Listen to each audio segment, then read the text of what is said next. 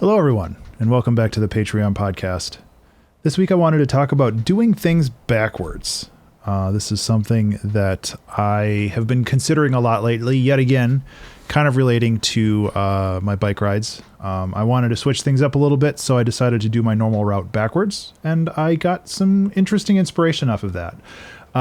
Partially because just due to the nature of how the path that I go down is structured, like I don't really see a lot of like buildings and baseball fields and parks and stuff, just because there's like lines of trees in the way in the one direction, so I don't really see what's to my right. And this got me thinking about just kind of like the creative process and how we generally approach things in a way that's comfortable for us, like a bike path. We take the easiest path. Like I'm not going to be like riding my bike through a mud field just for fun, but I have on occasion. It's not great, but yeah, just the idea that it's important to kind of switch up your routine and your pace and just see if that kind of brings any new insights into how you approach your creative process.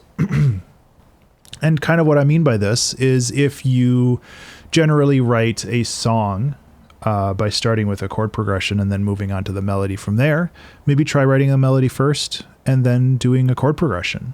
Or if you're doing like visual arts, if you usually do a sketch and then choose the colors, maybe you should choose the colors and then do the sketch.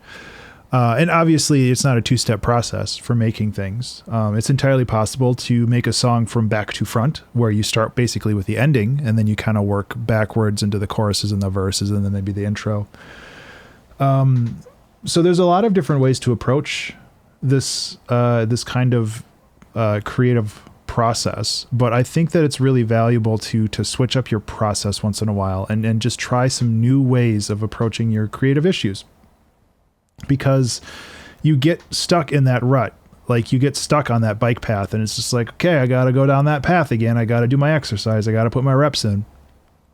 And you kind of don't really pay attention to your scenery. Excuse me. You don't really pay attention to your scenery when you are just on the path. You're just kind of working through the repetition and the general kind of process that you're used to. Your brain kind of goes on autopilot. And when you're on autopilot, you're not necessarily paying attention to all the things that could happen. You're just kind of doing the things that naturally would happen with your creative process.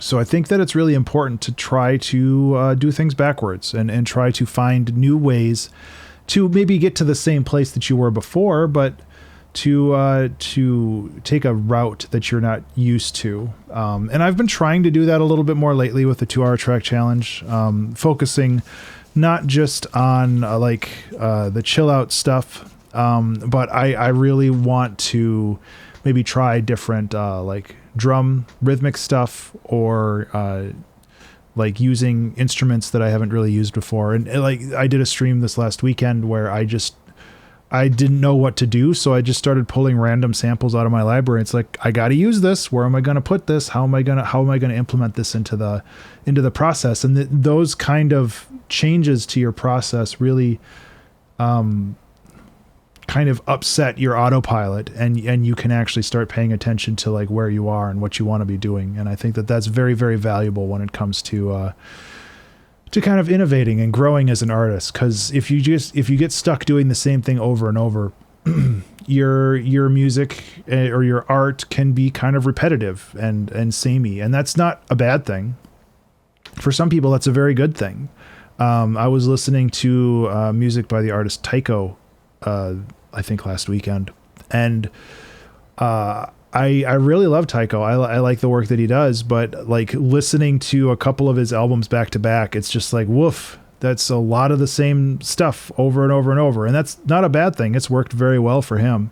But for me personally, I love that variety, and like having that kind of samey feel is good, but I like to maybe like expand the spectrum in which that samey feel is. So it's like you can have you can have chill stuff and down tempo stuff and up tempo stuff and have like similar instruments and similar like arrangements, and it's fine. And people listen to Taiko for a very specific reason. Like it's very good music. It's very well made. I'm not trying to dump on specifically Taiko, but it's also it's just something that, you know, he found his lane and he stuck to it. And I think he does. I think he has other artist.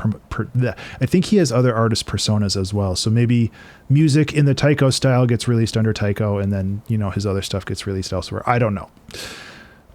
But yeah, like I think that it's just really important to try to just try new things. And I mean, that's kind of all it boils down to. A lot of creative advice is kind of repeating the same things in different ways.